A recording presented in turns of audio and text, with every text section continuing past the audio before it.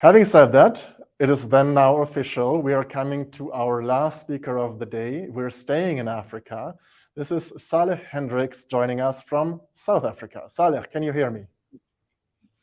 I can hear you clearly, Bastian. Thanks, Bastian. Wonderful. Salih, how are you doing? I'm doing well. Very tired because of all the preparations for the month of diabetes. And there was lots of preparations before we could actually go and do things for the 14th of November. Well, then tell us, what have you been up to? What have you been preparing for? What have you been doing? What is South Africa in general? What is happening in your country on the 14th of November this year?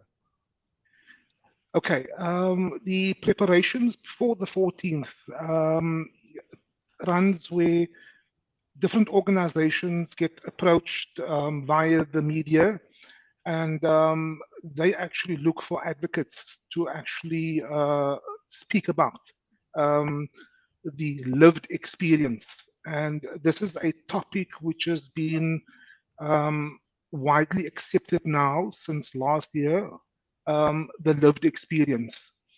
And so we actually prepare ourselves um, like we do for the live shows of dedoc and dedoc day.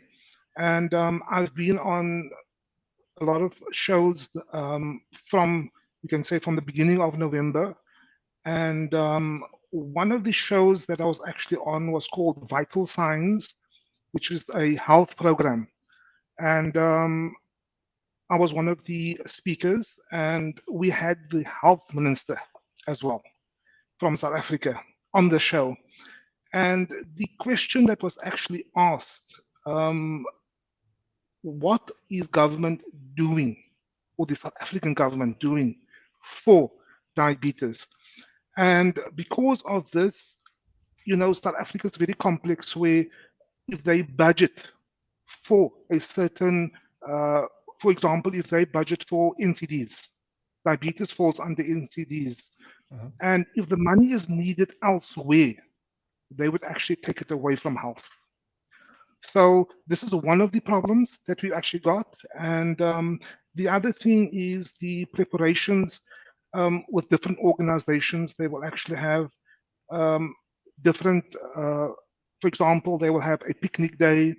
Um, Lots of the organizations actually celebrated over the weekend because today is actually a normal working day. And so they had, which they call the picnic day. I was actually helping with a conference over this weekend that we actually prepared for the screening of diabetes. And it was actually success. It was running from Friday, Saturday, yesterday, and today. And these things are actually joyous where we're doing screening on people that don't actually understand diabetes. And I had to give a little bit of talks. And again, that is where the education actually comes in of diabetes. The saddest part from everything was Saturday when I approached the T1D moms with their children and asking them, uh, do you understand what diabetes day is? And all of them actually said, we don't know. Oh, And this was the saddest part of this weekend, that they are diabetic and they don't know what diabetes day or the preparations for awareness on diabetes. So I know what your next question could be is what is fourth for 2023? And a lot of things has actually come up where education is important. We've got the problem where it's not only the education, but it's the feeding, as Sarah was speaking about. Um, Families that don't actually have enough to sustain themselves. So running forth into 2023, we discussed, because we had this conference on the multidisciplinaries, which was actually helping us with the screening. And The program for 2023 is education, self-sustainable families, the programs of open day workshops to educate the children.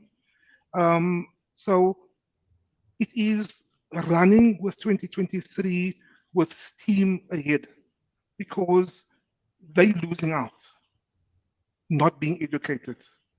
And the saddest part is what we are actually, or what we tried in the past here in South Africa has actually failed, but there is hope to actually carry on, to actually move forward into a positive direction of complications with diabetes. I mean, I'm actually a person with lots of complications, and them seeing me in front of them with a prosthetic leg, you know, what happened, you know, and just sitting down and actually explaining to them that don't think what I'm going to say that diabetes is going to be a monster. It is something that you can live with. And the lived experience is actually the best to actually to spread education. Salih, you are a powerhouse when it comes to inspiring hope and inspiring people living with diabetes, having diabetes to move forward and to not give up. Even if you're saying you were yourself a bit sad about, you know, people maybe not knowing about World Diabetes Day. I mean, yes, there's still a lot of work to be done. And, you know, World Diabetes Day is, on the other hand, is just a symbol and a day. More important is the work on the ground. And I know some of the amazing initiatives that you have been driving, you together with other dedoc voices, other advocates, your diabetes association. I mean, just the fact that you managed to get on national TV and get the Minister of Health there, I think that is quite amazing, and hopefully that will make a difference, because that is a voice that carries weight, and hopefully it will move on from there to change policies and change law and better the situation for people living with diabetes in your country. What are you looking forward to for next year, Salih? You mentioned a lot looking back and looking at what you have been doing now, but for next year, what's the main, if you were to single out one thing that you want to work on, that you want to change in 2023, what would it be? What came from all the discussions and what I've learned, it's not the passion on what I've actually been through.